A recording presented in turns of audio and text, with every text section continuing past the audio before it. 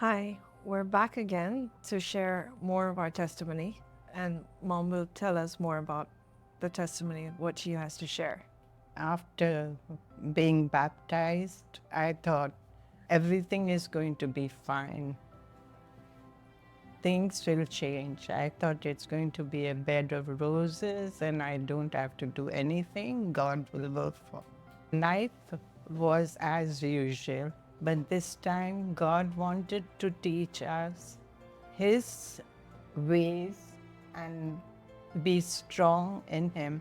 So for years, we were like depending. Every time we had a problem, we would go to the church and pray with the pastor, his wife, and the deacons helped us through. Money is not important, but it is necessary. The basic lifestyle, we needed money. So there was a time when, again, after 2 years, we had to sign the contract with the hotel. This time, the owner said you have to pay 180,000 baht.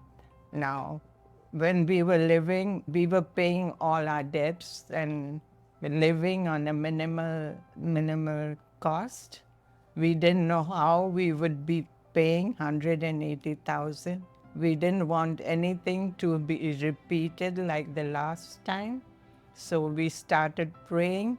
And this time, a man came to make some clothes, and my husband was in the church. So he ordered, and I told him, you have to wait for my husband to come back and measure you. So while talking to him, I asked him, what is your concern? He said, I'm here only for 2 days and I want to buy some gloves and I don't know where to go. So I said, my husband will help you. When my husband came back, I told him he wants to buy gloves and where can we get? He said, okay, we prayed. And the next morning, my husband went to factories and got some samples. When he got the samples, I said, what is this? I don't think this is what he wants. My husband said, this is all I could get, so let's see. When that man saw the samples, he said, this is exactly what I'm looking for. And this was a Saturday. He said, on Monday, when I go back to my country, I'm going to open a LC for you. And being very normal people, we didn't know what LC meant or what we were supposed to do. So on Monday, he called us and he said, I've already opened the LC. So my husband called up his brother and said, what is the meaning of this? He said, do you have a registered company? You have to have a registered company for this. And you will have to have a bank account. So we told our accountant to open a company for us. And my husband went to the bank to open an account. And we proceeded from that to give orders to the factory. We gave the order and the man said the goods will be ready in a month. And my husband had agreed with this man that whatever the amount was $40,000, and that man said, I'll give you 3% of this. So we said for 180,000, we will at least get some 30% of that and we'll pay to the hotel and the rest, God will take care. So it was the $40,000 order. And in a month, the things were ready and we were supposed to send the goods. And by that time, we had to leave the country and go and get a visa for the Thailand.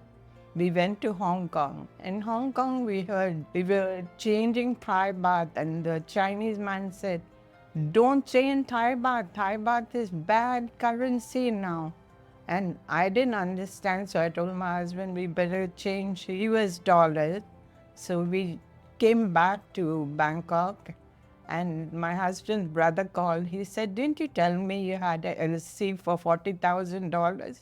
My husband said, yes. And he said, what rate did you give the customer? And we said, that's the time. It was 20. So he said, do you know that the Thai baht has dropped, and now for every dollar you will get 28.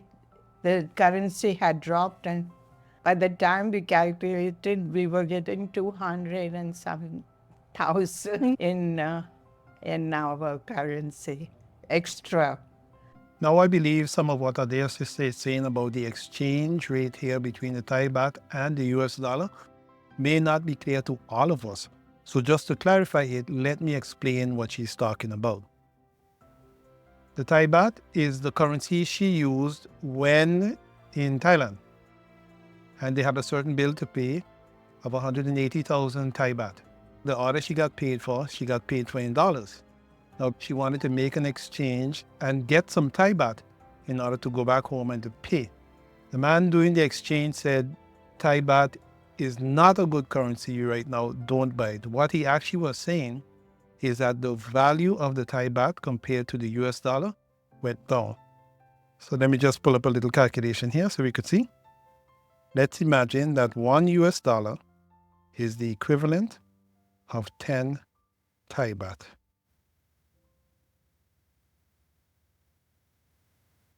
All right. So they made their sale and she got paid in US dollars and she wanted to change it. Now, in the meantime, the exchange rate changed. And $1 US, for example, is now 11 Thai baht. So that would have increased by 10%.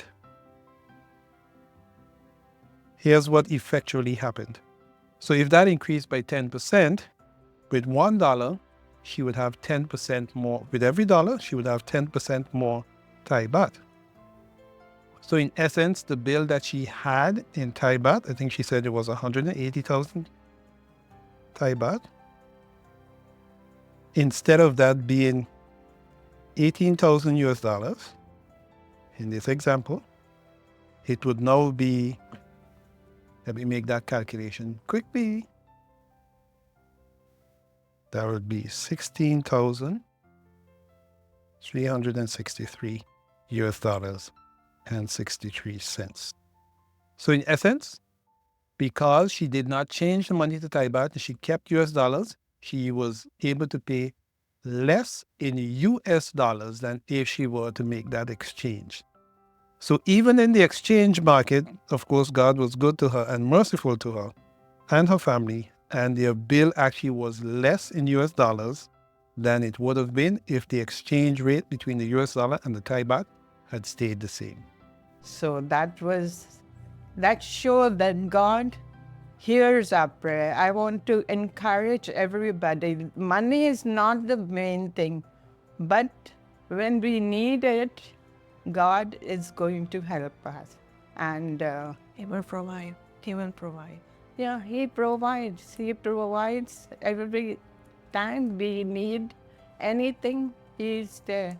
What I want to say the most is that be strong in the Lord and trust Him. There were times even after we became Christian, there were times we didn't have money to eat.